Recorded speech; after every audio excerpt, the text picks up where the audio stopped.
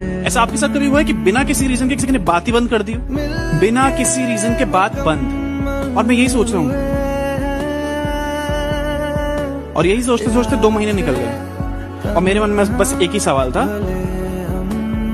मैंने किया क्या? कभी किसी ने घोस्ट किया है इतना बुरा कि लाइफ में कोई आता है, अपना बनाता है, और बिना बाय बोले ही चला भी जाता है।